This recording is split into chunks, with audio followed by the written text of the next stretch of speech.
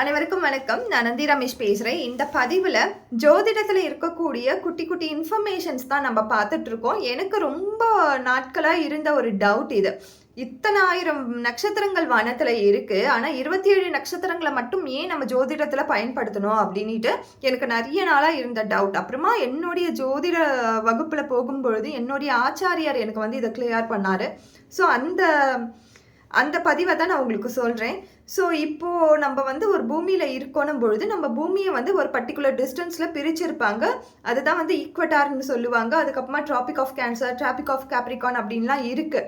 So அது ஒரு particular டிஸ்டன்ஸில் பிரிச்சிருப்பாங்க. 23.4 degree north and 23.4 degree south அப்படின்னு சொல்லி ட்ராபிக் ஆஃப் கேன்சர் கடகரேகை, ட்ராபிக் ஆஃப் கேப்ரிகான் மகர ரேகை அப்படின்னு சொல்லி பிரிச்சிருப்பாங்க. இந்த பர்டிகுலர் டிஸ்டன்ஸில் இருக்க நட்சத்திரங்களால் மட்டும்தான் பூமிக்கு ஒரு நல்லதையும் கெட்டதையும் செய்ய முடியும் அப்படின்னு சொல்லி நம்ம முன்னோர்கள் அப்போவே கணிச்சிருக்காங்க. இந்த ஜோதிடம்ன்றது 5000 வருடங்களுக்கு முன்னாடியில இருந்து இருக்க ஒரு ஆர்ட். அது அப்போவே கண்டுபிடிச்சு அப்போவே கணிச்சிருக்காங்க. அதற்கு அப்புறமா இருக்கிற நட்சத்திரங்களாலலாம், இந்த டிஸ்டன்ஸ்க்கு அப்புறமா இருக்கிற எந்த நட்சத்திரங்களாலையும் பூமிக்கு எந்த ஒரு நல்லதையும் கெட்டதையும் செய்ய முடியாது அப்படின்ட்டு.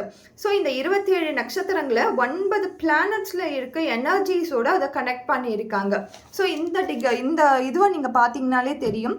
இதுதான் நம்மளுடைய மத்திய ரேகை. நம்ம பூமியில் இருக்க ஈக்வட்டார் அப்படின்னு பார்த்தீங்கன்னா, இங்கே பார்த்தீங்கன்னா ட்ராபிக் ஆஃப் கேன்சர் இருக்கும், இங்கே பார்க்கும்பொழுது ட்ராபிக் ஆஃப் கேப்ரிகான் இருக்கும். ஸோ இது சுற்றி இருக்க நட்சத்திரங்களால் மட்டும்தான் நம்ம பூமிக்கு அப்படின்னு நல்லதையும் செய்ய முடியும், கெட்டதையும் இந்த நட்சத்திரங்களால் மட்டும்தான் செய்ய முடியும் அப்படின்னு சொல்லி பிரித்து நம்மளுக்கு அதனுடைய ஆற்றலை கொடுத்துருக்காங்க.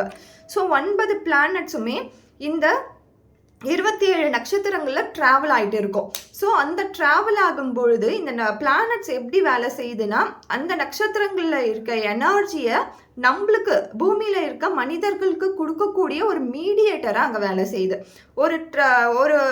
ஒரு வெஹிக்கல் தேவைப்படும் இல்லையா, ஒரு டிஸ்டன்ஸ்லேருந்து ஒரு பர்டிகுலர் டிஸ்டன்ஸ்க்கு போய் ஒரு எனர்ஜி ஃப்ளோவை கொடுக்கணுன்னா நடுவில் ஒரு மீடியேட்டர் இருந்தால் மட்டும்தானே அந்த ஃப்ளோன்றது கனெக்ட் ஆகி வரும்.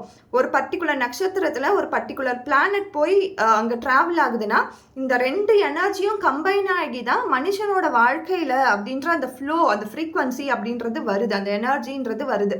இது மனுஷனுக்கு மட்டும் கிடையாது, பூமியில் நடக்கக்கூடிய எல்லா விதமான மாற்றங்களுக்கும் இதுவும் ஒரு காரணம் அப்படின்னு சொல்லி நம்மளுடைய கிளாஸில் சொல்லி கொடுத்துருந்தாங்க. ஹோப் நான் உங்களுக்கு புரிகிற மாதிரி சொல்லியிருப்பேன்.